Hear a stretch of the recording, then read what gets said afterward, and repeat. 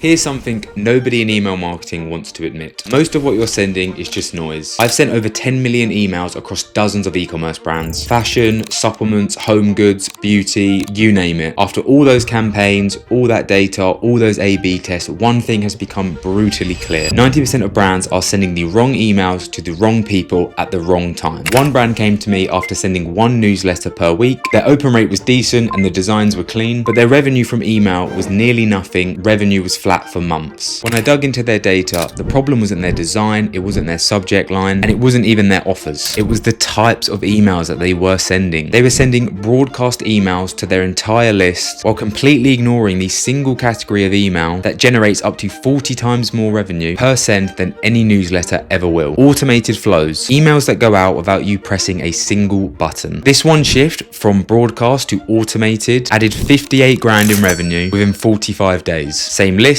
same products, same traffic. Today, I'm going to break down exactly what types of emails generate the most revenue after sending over 10 million emails.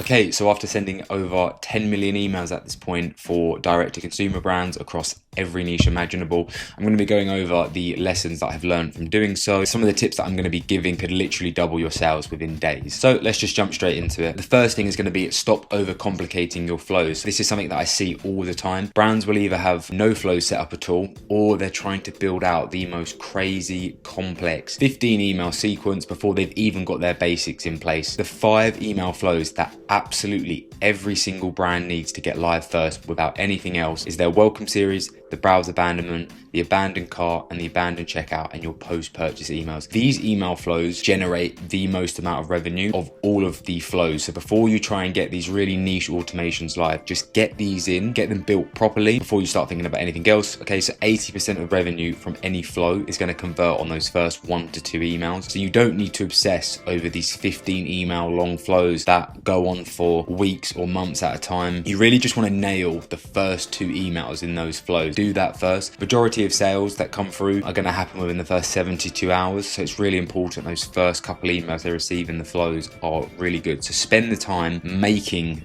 these automations as good as possible within those first 1 to 2 emails before you start wanting to add more. You're going to save yourself a whole lot of time and a whole lot of headache. So get those live first. There are other flows that are important, like the win back and even like the site abandonment. Just start here, nail these first. They're going to be your sales team that work for you 24/7. Okay, so the next one I'm going to go over is segmentation. So this happens all the time where I speak to brand owners and they want to segment their list and go into a deep dive, and they want to segment by gender, age, the product someone's exactly viewed. They go so deep in it and want to make the most targeted email for the smallest segment of just a few people. But the reality is this goes for 99% of brands. You just need one segment, which is going to be your engaged segment. So it's people who have opened, clicked, or have been active on your site within the last 90 days. These are people that are just engaged with your brand. They're visiting your website and they're opening your emails. So they want to receive your emails. So send the emails to this brand. You need to cast the net as wide as possible. You need to get emails in front of many people as possible, and this is how you do that. And you just send campaigns 3 to 4 times a week. It really is as simple as the more people that see your emails, the more sales you get. Just the volume negates luck. Don't obsess over trying to get this super niche segment of 20 people and then sending them an email and hoping that,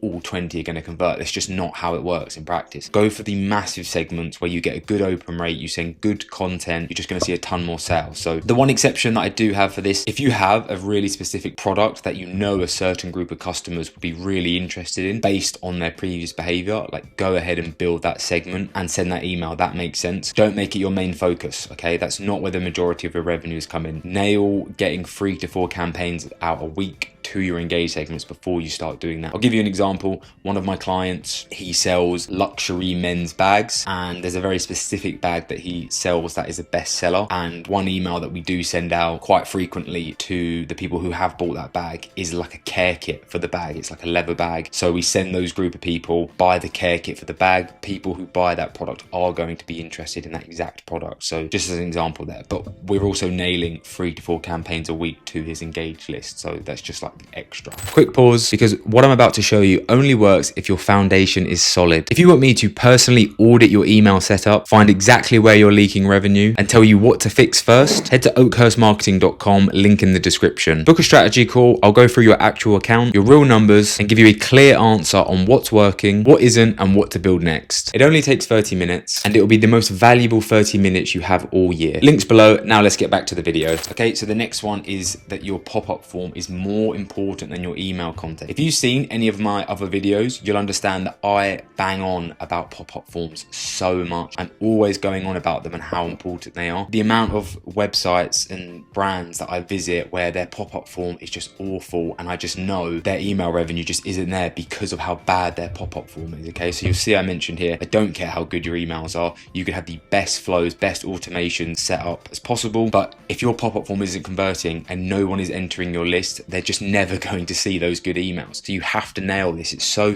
important. You can obsess over your email content and your strategy, but then they completely neglect their pop-up form. Okay, so think about it this way. If you wanted to just double your email revenue tomorrow, your welcome flow, the easiest way to do this is to just double the amount of people who are entering your pop-up form. More subscribers mean more people entering your flows. That means also more people are then receiving your campaigns going forward, and that's more revenue generated every single month. The math is that simple. I've got an example here.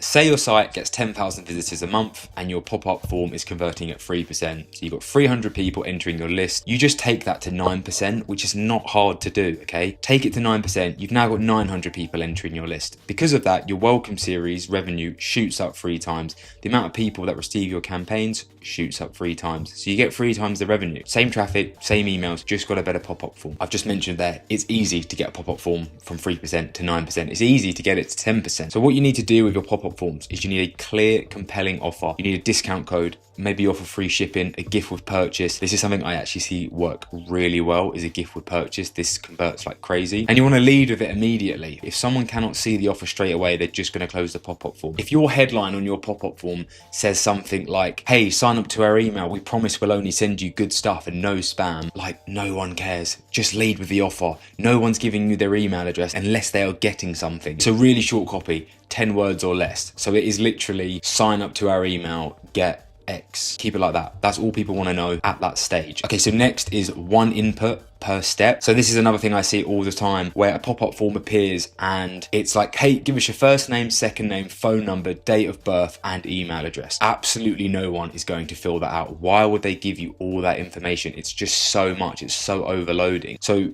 per step in the form, you just need an email address. You do not need someone's first name. Like, you just don't. You can capture that at a later point if you really want it, but you're going to sacrifice so many signups just to have a name because it's a nice to have thing. But ultimately, it's going to make no difference to your revenue. So just get the email address and then make another step where you have the SMS. You need as little friction as possible. You have something that says like, hey, do you want a discount? Yes or no? And all they have to do is tap yes or no. So there's no inputting anything there. And we normally see when people do that, because they've started something, so saying, yes, I want a discount, they're just a lot more likely to finish out the form, because human psychology, human nature, whatever you want to call it, when they start something, you're more likely to finish it. So definitely add that in. I've got, in all my videos so far on my channel, I go over pop-up forms. I'm sure you can find, or just search how to make a good pop-up form on YouTube. Next thing is make sure that your pop-up form is mobile optimized. Okay, majority of your traffic is going to be coming from mobile. We're talking like 90 to 95%. Okay, it needs to appear on mobile nice and cleanly, otherwise you're going to lose opt-ins every single day. And then when it comes to timing, just start at 5 seconds. Put the timing appear at 5 seconds. Don't do the option where it's like appears after scrolling 60% of the time, or when someone's going to exit the page and the exit intent is there. They're a bit janky. They don't really work too well. So just do 5 seconds and A/B test from there. So just test 5 seconds versus 8 seconds and just see how you go from there. You want to get above a 10% opt-in rate. If you follow all of those steps, you absolutely will. So if you're not hitting that, your pop-up form is the first thing to fix before anything else. And this is why it's the first thing we fix at every brand we work with. If we sign a client and we start working with them, the first thing we do is get their pop-up form converting. We can do that within a few hours and you see an immediate uplift. So it's just so important important to nail that. The next one is just sending more than you think you should. Again, I talk to brand owners who either do this themselves or maybe they've even worked with another agency where they're sending 1-2 emails a week, sometimes less, like 1 every 2 weeks as campaigns. It's just nowhere near enough. It's not even close. Okay, you really want to, for majority of brands, do 3 to 4 a week. Every other day